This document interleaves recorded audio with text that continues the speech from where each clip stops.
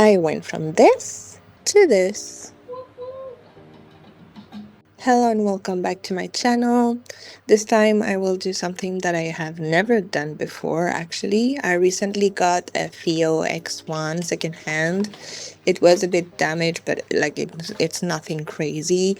But I wanted to try to mod it because it's silver, and while silver is okay, I really wanted to try to mod it and turn it pink.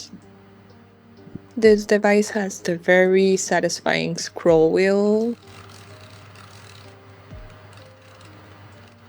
This device came out in 2014, so it's 12 years old. Even though it has this kind of iPod appearance with the scroll wheel and the screen on top, it's not made like an iPod. Also, I will show you the UI later, but the 4 buttons on each side of the scroll wheel are very different. I really like this device. I was always attracted to it, to the design it has. So when I found it secondhand, I jumped on the occasion. It had the packaging. It was a bit beat up, but it's still in okay condition, I would say. It did come with skins. So I will try one of the skins that was provided with it just to see what it looks like. It seems this device has been quite used previously because it was quite grimy. So I cleaned the exterior to make sure the skin sticks to it correctly. While I apply the skin, I will explain a bit why I've come to the idea of modding FIO X1. I've been getting really into hardware, cyber decks, and I've built PCs before. It's not new to me, but I've always been kind of attracted to small handheld devices. And I want maybe to build my own MP3 at some point. Modding. I have an idea of modding Nintendo DS, like the first generation, and turn it into an MP3 for some reason. I do have a lot of ideas, and I thought that disassembling and assembling a device, even if it's just to personalize it, like aesthetically, would be very good experience for me to have. I wanted to try and add a USB-C port instead of the micro USB, but it felt kind of intimidating, so I will leave this for another time. As you can see, the UI is very nice. Usually when, I don't know why my metadata doesn't have the image, but when it has the album picture, it shows in the background. It shows very nicely. I don't know, it feels quite current for a product that has its last update was in 2015, so I'm quite impressed. Also, hi-fi. Also very important, it doesn't have a touchscreen, and I love this. By the way, the skins provided are really something. If you are not ready to see this device be turned pink and with a lot of stickers, I don't think this video is for you, and you are free to leave, and I will not blame you, because I don't even know what I'm doing. I'm lucky I have my wife that does have much more experience than me when it comes to small hardware. So she will be teaching me stuff and telling me where not to touch. My confidence came from watching 2 videos of dudes disassembling the device, one breaking it and the other not showing how to put it back on. But I'm guessing it's a kind of backward situation. So right now I'm unscrewing the motherboard and taking off the battery, and I'm really trying to be delicate.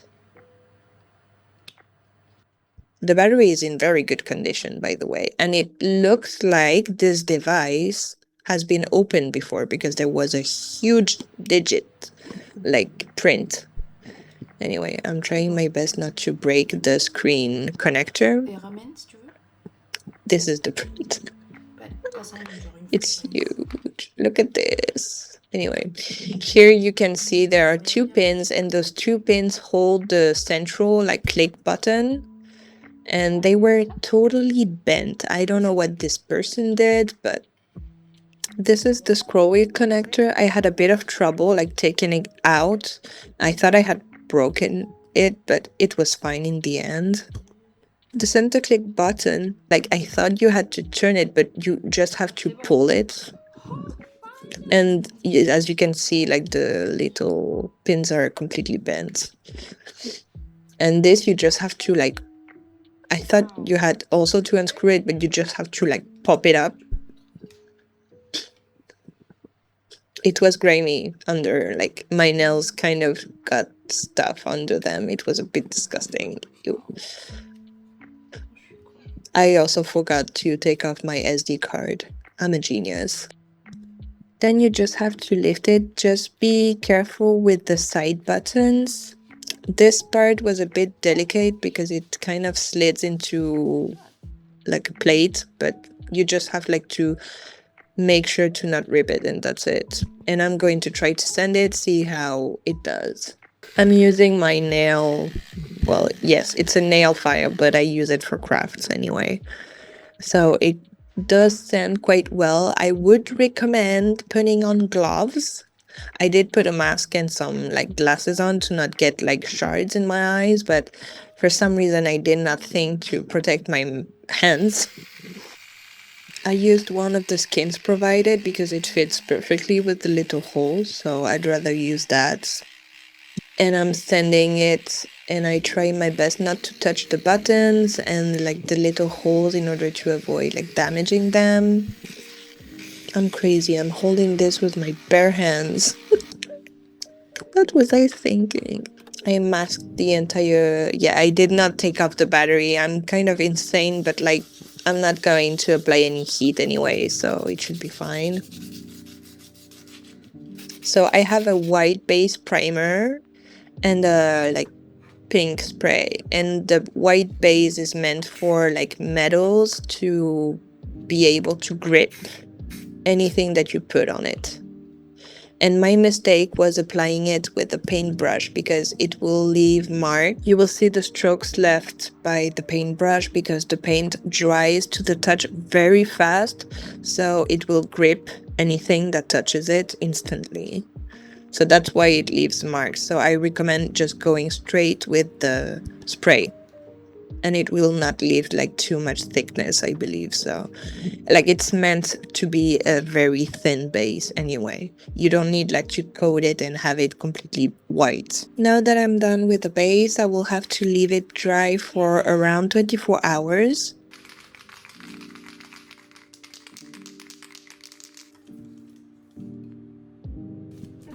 Now it's time to apply the spray paint.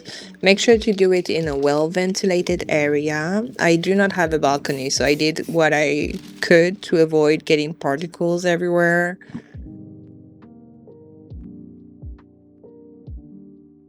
I applied in thin coats and waited around... You should wait 24 hours, but I waited like 12. Now this is the culprit of why it took me 2 weeks to make this video, because you have to wait full 72 hours for it to be completely dry before applying a top coat. And I decided to apply a 2K, and 2K are meant for cars, and like they are scratch resistant, weather resistant, whatever. And I wanted a matte or satin finish, and I was impatient, so it kind of cracked. But it's looking great, and it will make the thing much more durable. After obviously waiting the correct amount of time for it to dry, I decided to reassemble the thing. By the thing, I mean the FiiO X1. As you can see, it's a bit splotchy in some areas. That's completely my fault. I'm impatient. And I had a deadline as well, so you do what you gotta do.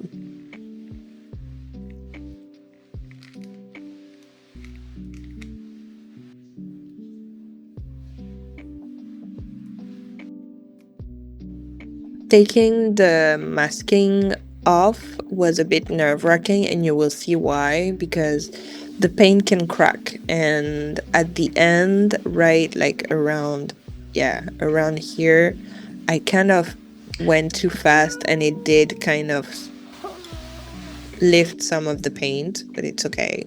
I have stickers. And some paint got under like the masking of the screen, but that's okay as well because this can be corrected. The buttons are okay. They are not encrusted in 2K, so they can still move. Everything is fine. Apologies if my color correction is not like great. I just like transferred to DaVinci Resolve and I'm learning.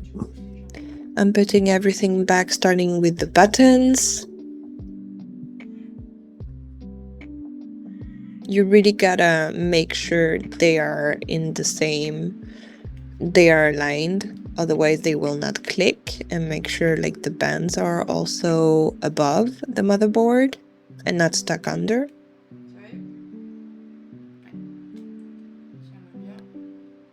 Now I tried to put the button directly, like I tried to do the backward technique and it did not work. You have to screw back the motherboard. You have 4 connectors to install the scroll wheel and you have to align them, otherwise the scroll wheel will not do like the mechanical scroll and it will just not work straight up. Also for the button, make sure like to align the pins and push them very hard in the 2 like little holes made for them, and to bend them but not too much, otherwise you will break them and you will have trouble later. And now it clicks. I had issues reconnecting the screen, so my wife did it for me. I managed to reconnect this on my first try. I'm so proud of myself.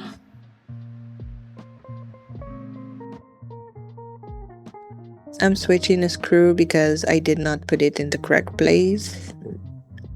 Now I'm plugging the battery back on. I thought I had to slid the little pins, but it turns out you just have to press it and it will block itself. It's kind of a hassle to do. Make sure to like not break it, but I mean, I cannot warranty it. And then this is where I got the screw wrong, and this is where the black screw goes. Yes, I forgot to put the tape back on. And I did not notice. I really did not notice, and I completely forgot about it. In my defense, it was 3 o'clock in the morning, the night of the eclipse, and I was tired. Faut commencer par le haut.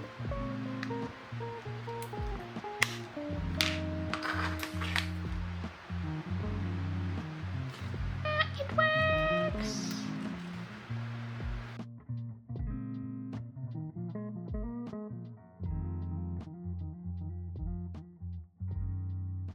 Here I'm scratching some of the paint that got under and testing if the FLIR works, which it does. Then I cleaned the device with alcohol and I scratched with a soft tool. Do not use metal. I use soft wood to scratch like the paint that got on the screen. So now we're gonna add some stickers to try and hide the defect. In my last video, I asked you for your jazz recommendations and I made a playlist out of it if you want to check it out. Here is my favorite recommendation so far out of all of them. I have been thinking of making the playlists public in order to allow collaboration from subscribers. This way you can add your recommendation directly into the playlist. Let me know what you think. Next video theme will be folk metal. Drop your recommendations in the comments below. I will then create a playlist with your recommendations and mention my favorite one in my next video. It seems the 2K code kind of affected the color and made it more salmony. I'm not unhappy with the result overall. I just wish the color was a bit less warm. But I really like it. Even with its defect, I was not expecting coming out with this kind of theme, honestly, but I quite like it.